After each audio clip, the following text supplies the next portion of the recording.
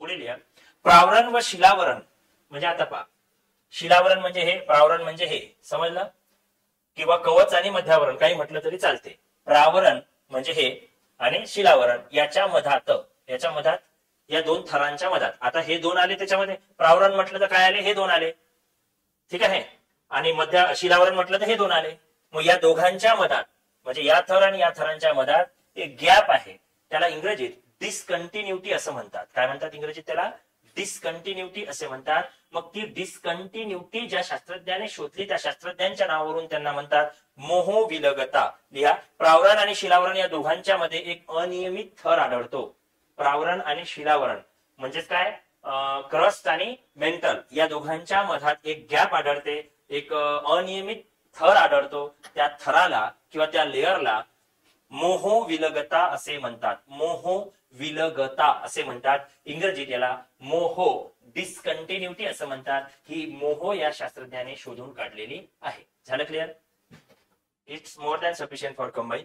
ठीक आहे. मोहो डिस्कंटिन्युटी हे याच्यामध्ये आढळते. ठीक आहे. एका आकृतीत मी तुम्हाला शेवटी सांगणार आहे आणि मग या चॅप्टरला आपण क्लोज करणार आहे. या सर्वांची एक आकृती काढणार आहे. ती आकृती ऐकली नाही पाहिली समजून घेतली. आकृती कशी ऐकणार पाहिली समजून घेतली की तुमचा हा म्हणजे कन्सेप्टच क्लिअर होईल. म्हणजे ह्या थिअरीपेक्षा तुम्हाला ती आकृती बेनिफिशियल आहे. झालं? म्हणजे प्रत्येक याच्यामध्ये डिस्कंटिन्युटीज आहेत. याच्यामध्ये ही आहे म्हणून याला मोहो डिस्कंटिन्युटी म्हणतात. आता पुढचा थर त्याचं नाव आहे गाभा.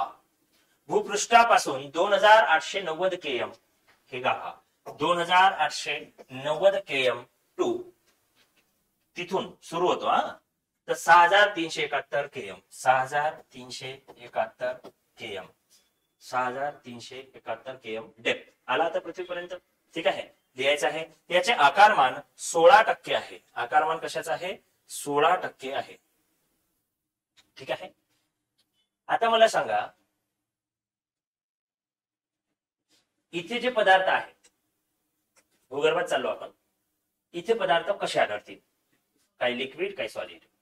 डायरेक्ट पूर्ण लिक्विड झालं नाही ना त्याचं म्हणजे लिक्विड एकदम गाभ्यात आहे ते तर लिक्विडच आहे नो डाऊट पण त्याच्यावर थोडं थोडं सॉलिड सॉलिड सॉलिड छोड होत पृथ्वी पूर्ण आपण आज सॉलिड भागावर उभा आहोत टणक भागावर उभा आहोत बरोबर. मग काही सॉलिड काही लिक्विड. मग आता मला सांगा थिकनेस कशाचा जास्त असतो. थिकनेसला काय म्हणता येईल मराठीत जाडी म्हणा किंवा डेन्सिटी नॉट थिकनेस डेन्सिटी घनता डेन्सिटी कशाची जास्त असते की लिक्विडची. डेन्स कुठं जास्त असते पदार्थ. चला उदाहरण देतो. आयवन विचारलेला प्रश्न आहे काय नाव आहे सांगतो ना काय पदार्थ आहे ते सांगतो. त्याच्या काय नाव आहे ऋतुजा रोज पिते 1 ग्लास दूध. हो काय नाव आहे प्रसाद रोज पिते नाही खाते म्हणा 1 वाटी साखर टाकून दही. डेन्सिटी सांगा कशाची असते. प्रोटीन किंवा जे काही भेटत असेल त्या दह्यापासून दुधापासून काय भेटायचं ते. चला दही दूध भानगड आहे त्यांचं जमत नाही. ठीक आहे त्याला बाजूला ठेवा. ऋतुजा पिते 1 ग्लास रोज दूध. ठीक आहे. आणि हा गडी त्या दुधापासून प्युअर दुधापासून काजू बदाम मनुका आलाना फलाना टाकून बनवलेली खोबराकीस वरतून मारलेलं आईस्क्रीम म्हणजे हे खाते ते कुल्फी. सांगा कशाची डेन्सिटी जास्त. त्याच एका ग्लास पासून बनवलेली कुल्फी म्हणजे 1 ग्लास तांदूळ मिक्स करा कस्टर्ड पावडर टाका काय टाकायचं टाका त्याच्यात सेंट टाका थोडस मला वाटतं ते काय असते काश्मीरला येते ते काय म्हणतात लाल त्याला केशर टाका जरा स्वाद येण्यासाठी केशर टाकून खा चालते. कशाची डेन्सिटी जास्त आहे कशाने एनर्जी टिकून राहील त्या एक कुल्फीवाली का एक दुधावाली. कशाची कुल्फी कारण त्याच्यामध्ये ते घन पदार्थ सॅच्युरेट झालेले. काय झालेलं आहे सॅच्युरेट झालेले आहे. म्हणजे 1 वाटी दूध कुठं आणि इथं हे म्हणजे ह्याची जी कुल्फी बनलेली आहे त्या कुल्फीमध्ये त्या दुधाला काय केलं कॉम्प्रेस केलं एक प्रकारचं आणि त्याचं घन स्वरूप तयार केलं त्याला कुल्फी म्हणू ना आपण. भले त्याच्यात पाणी टाका काही टाकून करा काही टाका केमिकल टाका कसंही करा पण घन बनवलं ना त्याला.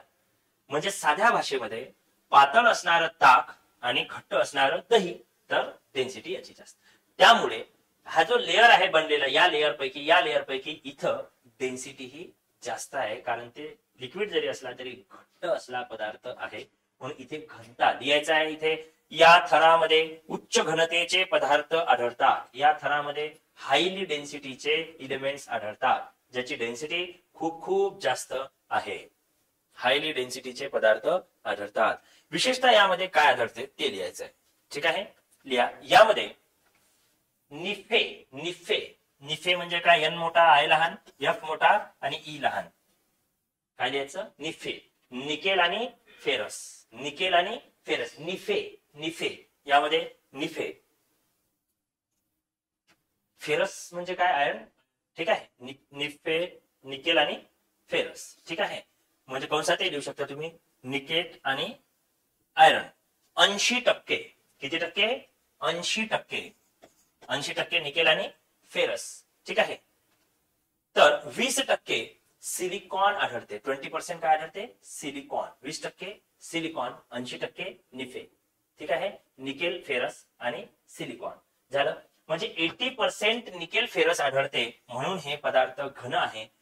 द्रव जरी असला तरी घनता त्याची काय आहे? जास्त आहे, कारण ते हाय डेन्सिटीचे पदार्थ आहे. लिहा. आंतरगाभ्याचे तापमान 5500 डिग्री सेल्सिअस प्लस आहे. किती हजार?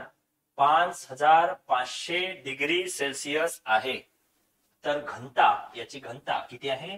13 आहे. घनता किती आहे? 13 आहे. कोअर मध्ये घनता किती आहे? 13 आहे.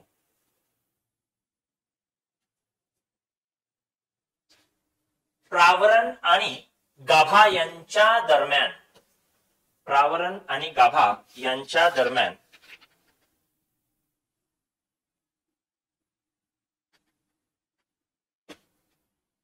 काहीतरी इथं एक चुकीचं दिलेलं आहे. प्रावरण आणि गाभा यांच्या दरम्यान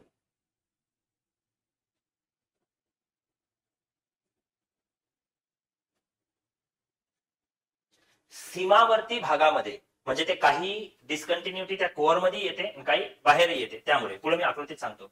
सीमावर्ती भाग हा शब्द आवर्जून लिहा, कारण काही याच्यात येते ती, तर कधी वेळात याच्यात येते, अशी फिक्स नाहीये. ठीक आहे, म्हणजे दोघांच्या मधातच आहे असं लिहिणे चुकीचं आहे. या दोघांच्या बाउंड्रीवर, म्हणजे कधी इकडे येते ते गाभ्याच्या अंदर, तर कधी गाभ्याच्या बाहेर आली की प्रावरणात जाते. ठीक आहे, सीमावर्ती भागामध्ये आढळणारा अनियमित थर, कंसातल्या डिस्कंटिन्युटी, आढळणारा अनियमित थर, कंसातल्या डिस्कंटिन्युटी म्हणजे गटेनबर्ग, म्हणजे गटेनबर्ग. काय नाव आहे? गटेनबर्ग विलगता, म्हणजे गटेनबर्ग डिस्कंटिन्युटी होय. कोणी शोधून काढली? गटेनबर्ग नावाच्या खगोलतज्ञांनी, शास्त्रज्ञांनी शोधून काढली आहे. भूरूप शास्त्रामध्ये काय आहे? डिस्कंटिन्युटी त्याच्यामध्ये आढळते, त्याला गटेनबर्ग डिस्कंटिन्युटी असं म्हणतात. पुढे आपण आकृतीमध्ये ते सगळं शिकणार आहोत. गाभ्याचे मुख्यतः दोन भाग पडतात. गाभ्याचे मुख्यतः दोन भाग पडतात, बाह्य गाभा आणि अंतगाभा. बाह्य गाभा किंवा अंतगाभा, बाह्य गाभा किंवा एक दुसरा अंतगाभा.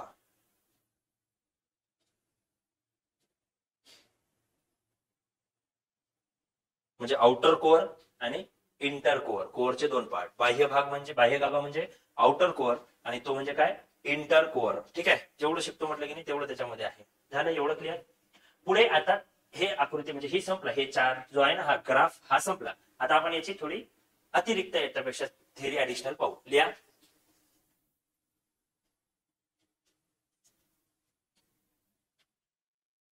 सियालमध्ये असणारे थर, सियालमध्ये असणारे थर हे एक्स्ट्रा लिहित आहे आपण, त्या चार्टच्या पलीकडे लिहित आहे. हे चार्ट झाला. ठीक आहे, या चार्टच्या पलीकडे लिहित आहे. सियालमध्ये असणारे थर हे बेसॉल्ट पासून बनलेले आहे. आणि बेसॉल्ट काय आहे? कशाचं स्फटिक आहे? अग्निजन्य स्वरूपाचं खडक आहे. बेसॉल्ट पासून बनलेलं आहे. सियालमध्ये असणारे थर हे कशापासून बनलेले आहे? बेसॉल्ट पासून बनलेले आहे. ठीक आहे, बेसॉल्ट. ठीक आहे, खालच्या ओळीत लिहायचं आहे. शिलावरणाची विभागणी,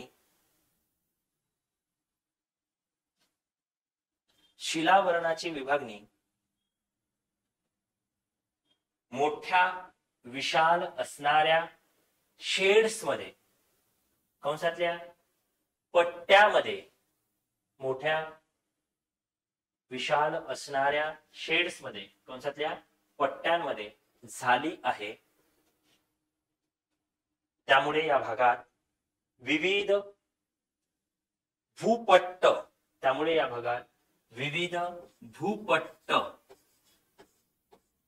कंसात इंग्रजीतल्या प्लेट्स आढळतात. पुढे प्लेट्स टेक्टॉनिक थिअरी मी शिकवेल तुम्हाला, भूपट्ट विवर्तनिकीचा सिद्धांत शिकवेल, तेव्हा तुम्हाला हे डिटेल मी त्या ठिकाणी देण्याचा प्रयत्न करेल. कशामध्ये झाली आहे? वेगवेगळ्या प्लेट्स मध्ये झाली आहे. त्याला काय म्हणतात? भूपट्ट म्हणतात. यालाच पुढे आपण प्लेट टेक्टॉनिक थिअरी मध्ये डिटेल बघणार आहोत. अशा पट्ट्या पट्ट्यांनी तयार झालेल्या आहेत. त्या प्लेट्स एकमेकांवर आदळत असतात, एकमेकांच्या विरुद्ध समोर दोन्ही बाजूने ते सरकत असतात आणि त्यांना धक्के पोचले की काय होते? भूकंप होतो, असं आपण त्या ठिकाणी म्हणतो. तर ती प्लेट टेक्टॉनिक थिअरी, अशा किती प्लेट्स मध्ये पृथ्वीची निर्मिती किंवा रचना झालेली आहे. त्यात काही प्लेट्स ह्या खूप सेन्सिटिव्ह आहे. लाईक जापान हे खूप त्या सेन्सिटिव्ह अति संवेदनशील प्लेटवर येतो, म्हणून नेहमी तिथे भूकंपाचे हादरे किंवा धक्के बसत असतात. आपण त्या भूकंपापासून खूप दूर आहोत, कारण त्या प्लेट्सवर असा भयानक मोठा लेअर तयार झालेला आहे. त्या लेअरचं नाव आहे, कोणता खडक आहे आपल्या इथे? बेसॉल्ट. अग्निजन्य रूपांतरित स्वरूपाचा खडक आहे हा. बेसॉल्टचा मूळ स्वरूप हा काय आहे? अग्नीज आहे. समजलं आहे? त्यामुळे बेसॉल्ट हा लावा रसापासून तयार झालेला टणक असा एक काळा दगडी पाषाण आहे. त्यामुळं आपल्या इथे जी पूर्ण महाराष्ट्र म्हणा किंवा पूर्ण खाली काही कर्नाटकापर्यंत तो भाग म्हणा, हा एक पठारी भाग कशाचा तयार झालेला आहे? बेसॉल्ट खडकापासून बनलेला आहे. ज्याला आपण काय म्हणतो? पूर्ण या भागाला महाराष्ट्राचं पठार. काय म्हणतो? महाराष्ट्राचं पठार किंवा दख्खनचे पठार. काय म्हणतात? डेक्कन प्लॅटो. काय म्हणतात? डेक्कन प्लॅटो म्हणजे दख्खनचे पठार, असं आपण त्या ठिकाणी त्याला म्हणतो. समजलं आहे? पुढचा पॉइंट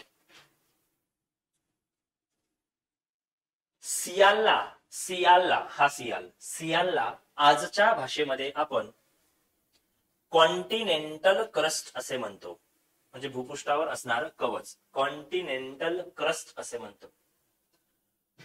ते क्रश वेगळा आहे बरं. यू आर माय क्रश, नाही? काय म्हणते? कॉन्टिनेंटल क्रस्ट असं म्हणतो सियालच्या थराला. तर सायमाच्या थराला आजच्या भाषेत, म्हणजे आधुनिक भाषेत, ओशियनिक क्रस्ट असं म्हणतो. समजले? म्हणजे समुद्राच्या खाली. आता समजलं? ओशियनिक, ओशियन म्हणजे महासागर. सायमाच्या थराला आजच्या तारखेत ओशियनिक क्रस्ट असे म्हणतो. चला, हे सर्व आज जे शिकलो हे आपण एका आकृतीमध्ये दाखवू. तो आय होप की आकृती खूप डिटेलमध्ये मी काढतो. तुम्ही माझ्यासोबत काढली तरी हरकत नाही, समजून घेतली तरी हरकत नाही, नंतरही काढली तरी हरकत नाही. ती आकृती खूप मोठ्या प्रमाणात आपल्याला समजून घ्यायची आहे. त्यासाठी आपल्याला शेप पाहिजे. या शेपचा आकार कसा वाढेल मला हे समजत नाही, याची साईज कशी वाढेल हेच कळत नाही. आपल्याला पाहिजे पृथ्वी. ठीक आहे? पृथ्वी म्हणजे हे साईज, हे असं केलं तर हे लहान येते ना चेंडू. आपल्याला हे जाळा पाहिजे ना चेंडूचा, हे जाळा पाहिजे, लेअर मोठी पाहिजे. ते माहिती नाही ना आपल्याला. ठीक आहे, जाऊ दे, त्याच्या नादाला लागू नका. काढू आपण जसा येईल तसा लेअर. ठीक आहे? हे पाहिजे आपल्याला. ठीक आहे? ठीक आहे ना? ठीक आहे ना? आता याला मग आपण असं करू, कारण तसा गोल तर काही माझ्याच्याने येणार नाही, कारण मी पेंटर नाही, आर्टिस्ट नाही. ठीक आहे? राज्यसेवेला, युपीएससीला डिस्क्रिप्टिव्ह पॅटर्न मध्ये तुम्हाला काय करायचं आहे? आकृत्या काढायच्या आहे. तुम्ही वाचले, तुमचं सुदैव किंवा तुमची चॉईस चांगली की तुम्ही हे निवडलं. कंबाईनला लेखी पाहिजे? कोणी सांगितलं? नाही, काहीच नाही. कंबाईनला लेखी होणे नाही. कंबाईनला लेखी होणे नाही. ठीक आहे? ही काय आहे भाऊ? पृथ्वी आहे. ठीक आहे? या पृथ्वीला आपण मधातून तोडलं. ठीक आहे? म्हणजे काय केलं? याचा एक तुकडा फाटला, असा कापलं आणि याच्यात आपल्याला ते दाखवायचे आहे की आपल्या पृथ्वीचा लेअर कसा आहे, कुठे आहे, कुठे कुठे काय काय डिस्कंटिन्युटीज आहेत, ते सगळं आपण आजच्या या आकृतीमध्ये बघणार आहोत, दाखवणार आहोत. तर तुम्ही हे समजून घेण्याचा प्रयत्न करणार आहात, मी समजावून सांगण्याचा प्रयत्न करणार आहोत. ठीक आहे? असं एकंदरीत आपलं सगळं गणित जुळणार आहे. ठीक आहे, मग तुम्हाला हे समजणार आहे. झालं. हे काय पृथ्वीचा गाभा आहे, कोअर आहे. ठीक आहे. ठीक आहे.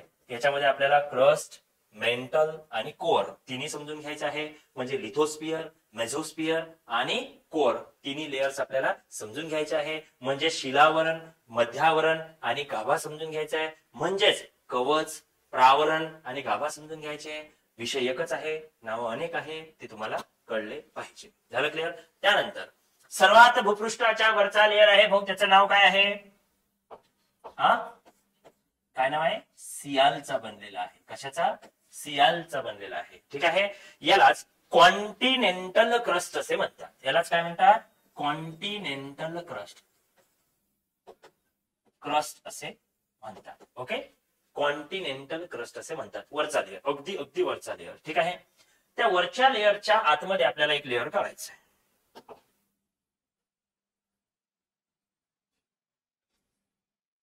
कमीत दाखवायचं आहे. जमलं का रे भाऊ? बढिया बढिया काही तर म्हणा असं जरा. याच्यामध्ये हे जे आहे ना, याला नाव आहे डिस्कंटिन्युटी. कोणती असेल बरं ही डिस्कंटिन्युटी? मी शिकवलं. कोणती आहे? कॉनरॅड सियाल सायमामध्ये कोणती आहे? सांगितलं असेल, काही तर लिहून दिलं असेल, नाही तर लिहून घेऊ आता, काही प्रॉब्लेम नाही. ठीक आहे. हो आहे आहे. म्हणून तर म्हटलं की जे त्या थिअरीमध्ये सुटलं ना ते आकृतीत आपण कव्हर करू. ठीक आहे. लिहायचं आहे सियाल म्हणजेच काय? Continental crust. ठीक आहे. आणि त्याच्या आतमधला हा जो लेअर मी काढलेला आहे भाऊ, हा लेअर म्हणजे हा लेअर पाहून घ्या. मी एरो कुठे देतोय. हा लेअर. हे बाबा हे कशाला येते मध्ये मध्ये काय माहिती? एक गायब झालं यातलं कोणतं तरी. ठीक आहे. अच्छा, ते येते का तसं केलं की? ठीक आहे. आपल्याला हे दाखवायचं आहे. ठीक आहे. हे हे हा एरो सियालचा, हा कशाचा? मग सायमाचा. ठीक आहे. तर ह्यालाच म्हणतात ओशनिक क्रस्ट. ठीक आहे. त्याच्यामध्ये एक डिस्कंटिन्युटी आहे, ती आपल्याला लिहिणार आहोत. ठीक आहे. ठीक आहे. हा कलर. ठीक आहे. ही डिस्कंटिन्युटी याच्या मधात, ही डिस्कंटिन्युटी आहे. ठीक आहे. जी अशी इंडिकेट केलेली आहे. याचं नाव आहे कॉनरॅड डिस्कंटिन्युटी. काय आहे? Conrad discontinuity. लिहा CONRAD, CONRAD, कॉनरॅड डिस्कंटिन्युटी. याला म्हणतात कॉनरॅड विलगता. डिस्कंटिन्युटी म्हणजे गॅप आहे भाऊ दोन लेअरच्या मधात. त्या गॅपला नावच नव्हतं, तर यानं शोधून काढली म्हणून कॉनरॅड डिस्कंटिन्युटी, कॉनरॅड विलगता. सायमा, सायमालाच ओशेनिक, OCEANIC, ओशेनिक क्रस्ट असे म्हणतात. ओशेनिक क्रस्ट असे म्हणतात. झालं क्लिअर. त्यानंतर त्याच्या दोघांच्या मध्ये डिस्कंटिन्युटी आहे, कॉनरॅड डिस्कंटिन्युटी. आणि आता आतमध्ये आपण मेझोस्फिअरचे लेअर पाहणार आहोत. ठीक आहे. कशाचे लेअर? मेझोस्फिअरचे लेअर पाहणार आहोत. मग आता आणखी इथे एक लेअर आहे. बरोबर. ठीक आहे. हो, मोठी काढली तर आतमधलं माझं राहून जाईल शिकवायचं. लिहिता येणार नाही तसं, मोठी आहे. ठीक आहे. याला म्हणतात बाह्य मध्यावरण. काय म्हणतात याला? बाह्य मध्यावरण. याला बाह्य प्रावरणही म्हणू शकता किंवा बाह्य मध्यावरणही म्हणू शकता. हे कशाचा थर आहे? आउटर मेझोस्फिअर, हा लिथोस्फिअर, हा मेझोस्फिअर. म्हणजे हा हे दोन कशाचे थर झाले? शिलावरणाचे म्हणजेच कवचाचे. ठीक आहे. म्हणजे लिथोस्फिअर. ठीक आहे. हे मध्यावरणाचे म्हणजेच प्रावरणाचे म्हणजेच मेझोस्फिअर. राईट. ठीक आहे. लिहायचं याच्यामध्ये बाह्य मध्यावरण 42 ते 700 km. किती km? 42 ते 700 km आहे. राईट. 42 ते 700 km आहे. आणि याच्यामध्ये एक डिस्कंटिन्युटी आहे भाऊ. ती डिस्कंटिन्युटी आहे, त्याचं नाव आहे मोहो डिस्कंटिन्युटी. बरोबर. काय नाव आहे? मोहो विलगता. ही मोहोवाली आहे. ठीक आहे. ही डिस्कंटिन्युटीज आहे, याचं नाव आहे मोहो डिस्कंटिन्युटी. मग ती याच्या खाली आपण दाखवू. याच्या खाली नाही येणार ना रे भाऊ. मध्यावरण आणि सायमाच्या मध्ये येते तिथं. ही आहे ही. ही आहे. काय आहे? मोह डिस्कंटिन्युटी, मोह विलगता.